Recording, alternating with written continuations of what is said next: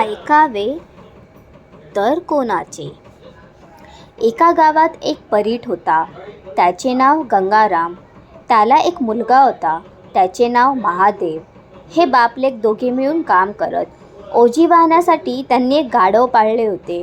गाढवावर ओझी लादून ते कधी नदीवर जात तर कधी बाजारहाट करण्यासाठी तालुक्याच्या गावी जात.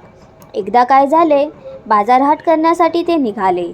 तालुक्याला ओझे वाहून आणण्यासाठी त्यांनी गाढवालाही बरोबर घेतले. जाताना काही ओझे नव्हते. त्या दोघांबरोबर गाढव रिकामेच चालले होते. त्यांना पाहून एक जण म्हणाला, "काय गंगाराम, असे चालत काय निघालात?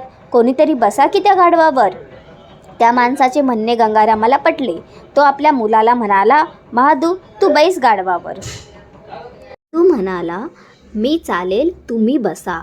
यावर गंगाराम बोलला, "अरे, तू लहान आहेस, तू बैस, मी चालेन. वाटल्यास थोड्या वेळाने मी बसेन, मग तू चाल."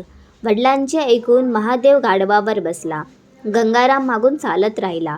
वाटेत एक जण महादेवाला म्हणाला, "काय रे पोरा, तुला काय अक्कल आहे की नाही? आपल्या बापाला चालायला लावून तू आपला खुशाल बसला आहेस गाढवावर." त्या माणसाचे हे बोल महादेवाच्या मनाला लागले.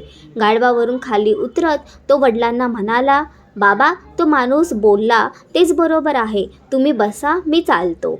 मुलाने आग्रह केल्यावर गंगाराम गाढवावर बसला. महादेव पायी निघाला. एवढ्यात आणखीन कोणीतरी ओळखीचे भेटले.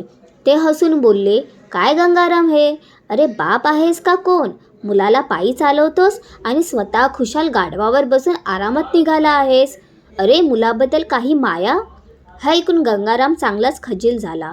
मग करावे तरी काय, असा त्याला प्रश्न पडला. एकदम त्याच्या मनात आले, आपण दोघेही बसलो तर. तो म्हणाला, "महादू, असे कर, तूही बैस माझ्या मागे. आपण दोघेही बसलो म्हणजे मग आपल्याला कोणी बोलणार नाही, कोणी नावे ठेवणार नाही. बैस बैस." मग दोघेही बसले गाढवावर. त्यांना वाटले आता आपल्याला कोणी बोलणार नाही. एवढ्यात त्यांना काही लोक समोरून येताना दिसले. त्यातील एक जण म्हणाला, "अरे गंगाराम, काय रे हे?" भीत भीत गंगारामाने विचारले, "काय झाले? चुकले का काही आमचे?" लोक हसले.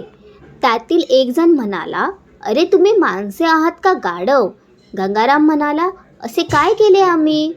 "अरे गंगाराम, एवढ्याशा या लहान गाढवावर कोणीतरी एकाने बसायचे का दोघांनी? तुम्हाला काही दयामाया आहे की नाही?"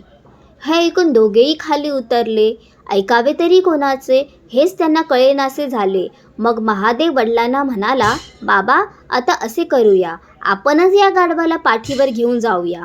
कपाळाला हात लावत गंगाराम म्हणाला, "महादेवा, तरी लोक म्हणतील, अरे, तुम्ही माणसे आहात का गाढव?"